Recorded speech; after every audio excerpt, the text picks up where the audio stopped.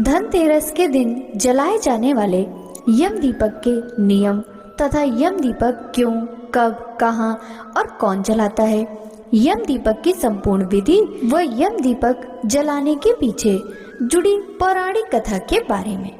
भक्तों, धनतेरस के दिन ही यम देवता की पूजा की जाती है। माना जाता है कि इस दिन यम देव का पूजन करने से यमदेव हमें अकाल मृत्यु के भय से दूर करते हैं। इसलिए अकाल मृत्यु से बचने के लिए धनतेरस के दिन यमदेव की पूजा की जाती है। और यमदेव की पूजा दिन में नहीं बल्कि रात के समय होती है। रात के समय यमदेव की पूजा करने में एक चौमुखी दीपक जलाया जाता है। यम दीपक जलाने से पहले आपको कुछ जरूरी बातों को जान लेना आवश्यक है, जैसे कि यम दीपक हमेशा मिट्टी का व पुराना दिया होना चाहिए, यानी पहले से इस्तेमाल किया हुआ होना चाहिए। अगर आपके पास पुराना दिया नहीं है तो फिर आप आटे का चौमुखी दीपक भी जला सकते हैं। यम दीपक में 4 बत्तियां जलाई जाती हैं, जिसमें आपको तिल के तेल या सरसों के तेल का प्रयोग करना होता है। यम दीपक जलाते समय आपको यह ध्यान रखना है कि रात के समय ही यह दीपक जलाया जाता है, जब परिवार के सभी सदस्य घर के अंदर आ गए हों। जब एक बार यम दीपक जला लिया जाता है तब उसके बाद घर के बाहर नहीं निकला जाता। इसलिए आप पहले यह सुनिश्चित कर लें कि घर के सभी सदस्य घर के अंदर आ गए हों। नरक चतुर्दशी और धनतेरस के दिन लगाए जाने वाले यम दीपक को आप इस प्रकार से रखें कि उसकी बाती उसका मुंह दक्षिण दिशा में रहे। दक्षिण दिशा में यमराज और सभी पूर्वजों का वास माना जाता है। घर परिवार में जो सबसे बड़ा हो, कोई पुरुष हो या कोई स्त्री हो, इस यम दीपक को जला सकते हैं। जब आप यम देवता के नाम का दीपक बनाते हैं तो उसकी पूजा विधि विधान से करनी होती है। यम देवता का जो दीपक है उसे घर के मुख्य द्वार पर रखते समय दीपक के नीचे आप काले तिल जरूर रखें। उसके ऊपर यम दिया रखें और यम दिए को प्रज्वलित करें। मंत्र को बोलते हुए यम दीपक जलाना चाहिए।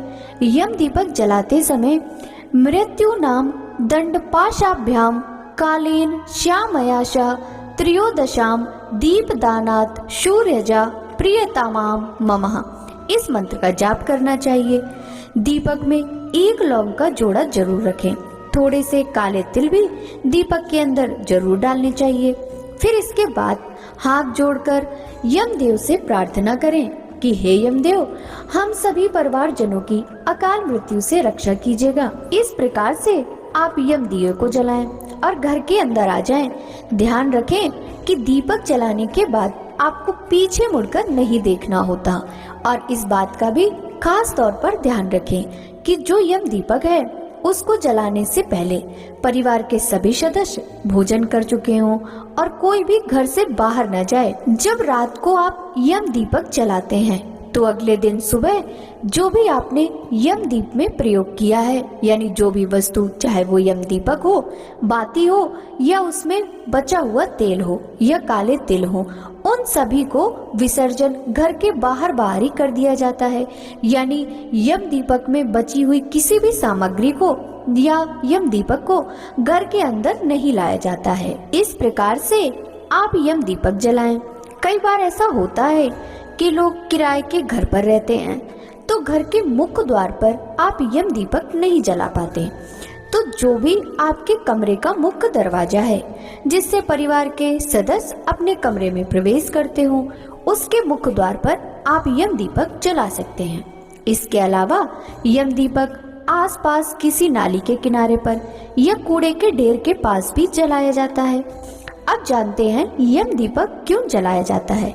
इसके बारे में पुराणों में एक कथा प्रचलित है। यम दीपक में 4 बातियां इसलिए लगाई जाती हैं। यह यम दीपक चौमुखा इसलिए होता है ताकि यमदेव चारों दिशाओं से हमारी रक्षा करें। चारों दिशाओं से हमें कोई भी नुकसान न हो, सर्वत्र हमारी रक्षा यमदेव करें। हमें कभी किसी प्रकार के मृत्यु का भय न हो, कभी किसी की अकाल मृत्यु न हो, परिवार के सभी सदस्य स्वस्थ और निरोगी रहें। एक बार यम ने अपने दूतों से पूछा कि क्या तुम्हें प्राणियों के प्राण हरते समय किसी पर दया नहीं आती? यमदूत ने संकोच में कहा, नहीं महाराज। जब यमराज ने उन्हें अभय दान देते हुए कहा, डरो नहीं, सच सच बताओ, तब यमदूतों ने बताया कि एक बार उनका दिल किसी के प्राण लेते वक्त वाकई में डर गया था।